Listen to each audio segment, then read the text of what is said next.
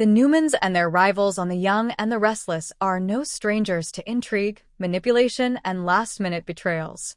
Yet, even longtime fans weren't prepared for the perfect storm of events that erupted this week in Genoa City. Victor Newman, the patriarch who has built his empire on ruthless determination and unwavering control, stunned both allies and enemies with a rare declaration that signals a massive change of direction. Meanwhile, Nate Hastings, long considered a man of conflicted loyalties, finally revealed his true hand in a way that shattered Audra Charles's carefully constructed illusions. What unfolded wasn't just another power play, it was a reckoning. Victor's shocking change of heart. For decades, Victor Newman has been synonymous with power. He's built companies, dismantled rivals, and bulldozed anyone who dared to challenge him. His family has often been both his greatest strength and his most dangerous weakness. He's been accused of controlling them, manipulating them, and testing their loyalty until relationships cracked under the weight. But something in Victor shifted. In a rare moment of vulnerability, he declared what no one expected to hear. He was ready to loosen his iron grip, to step back from micromanaging his children's lives, and to focus on preserving peace within the Newman clan rather than igniting yet another civil war. The declaration stunned not only his children but also the wider business community. After years of watching Victor pit his offspring against one another in order to strengthen them, the idea of him letting go seemed impossible. Yet Victor insisted his change of heart was genuine.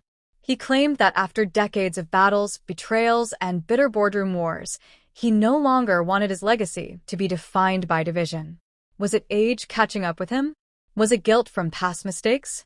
Or was it another masterstroke of manipulation? The lines blurred, and even those closest to him struggled to determine whether Victor's words came from sincerity or strategy. Nikki's guarded reaction. Nikki, who has weathered Victor's storms longer than anyone, offered only cautious optimism. She's heard Victor's promises of change before, but she couldn't deny something in his demeanor felt different this time. Instead of arrogance, there was humility. Instead of demand, there was appeal. Still, Nikki knew better than to let her guard down. She warned her children, and herself, to embrace Victor's declaration with hope but prepare for the inevitable possibility that it was merely a prelude to another grand scheme. The Newman children's divided response. No one was more conflicted than Victoria. On one hand, she had long resented her father's interference, constantly proving herself as a businesswoman in her own right. On the other, Victor's constant scrutiny had shaped her into the powerhouse she was today. Was she truly ready for him to let go? Or would she discover that, in some twisted way, she needed his relentless tests to keep her sharp? Nick's reaction was more straightforward. He wanted to believe his father. He'd seen firsthand the damage caused by endless family rivalries, and he welcomed the possibility of genuine unity. But deep down, he too wondered whether Victor was playing yet another long game. Adam, of course, was the wild card. Skeptical to his core, Adam laughed off the notion that Victor had changed. In his eyes, Victor would never stop manipulating, and Adam feared that if his siblings bought into the illusion, they'd walk straight into a trap. Nate shatters Audra's illusions. While Victor's revelation rocked the Newman family, Nate Hastings was preparing a bombshell of his own. For months, Audra Charles had seen Nate as an ally, perhaps even a partner in more ways than one.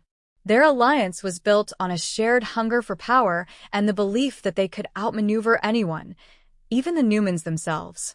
But Nate was no longer willing to play second fiddle. When he finally confronted Audra, he didn't just withdraw his support, he exposed the flaws in her entire worldview. "You think manipulation is strength," he told her. "You think attaching yourself to powerful men is strategy. But what you've built isn't power, Audra. It's dependency. And it's about to crumble." Those words pierced deeper than any corporate betrayal. Audra had prided herself on her independence, on her ability to craft illusions that kept her one step ahead. But Nate stripped it all away, forcing her to see the uncomfortable truth. She wasn't leading the game. She was surviving it by latching onto stronger players. For the first time, Audra looked uncertain. Why Nate's words cut so deep? Audra had always believed she could seduce, manipulate, or intimidate her way into control. She viewed Genoa City as a chessboard and herself as the queen piece, the most powerful figure if she played her moves correctly. But Nate shattered that illusion. He forced her to confront a reality she had avoided.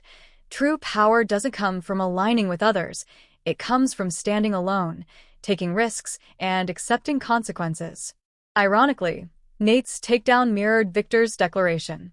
Just as Victor suggested that his family could no longer thrive under manipulation, Nate told Audra that illusions and alliances weren't enough. Both men, in their own ways, were demanding a break from old patterns. The ripple effect in Genoa City. These two revelations, Victor's change of heart and Nate's brutal honesty with Audra, sent shockwaves through Genoa City. For Newman Enterprises, the future suddenly seemed uncertain. If Victor truly stepped back, who would lead? Victoria, with her ruthless ambition? Nick, with his balanced pragmatism? Adam, with his dangerous hunger for validation? Or would Victor inevitably reclaim the throne the moment his children stumbled? For Audra, her entire strategy collapsed. Without Nate at her side, she was vulnerable. Her illusions had carried her far, but now she had to decide whether to rebuild herself into something stronger or to double down on the very games Nate exposed. For Nate, the move was risky. By burning bridges with Audra, he was isolating himself. But perhaps that was his intent all along, to finally step out from the shadows of alliances and declare his own independence. The question of sincerity. The central question looming over Genoa City was simple. Who meant what they said? Was Victor's change of heart genuine, or was it simply the most effective manipulation yet? Was Nate truly determined to stand on his own, or was his rejection of Audra just another power play in disguise?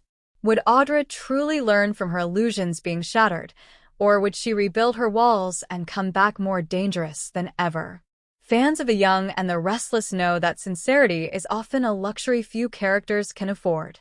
Words are weapons, and declarations, no matter how heartfelt, are rarely what they seem on the surface.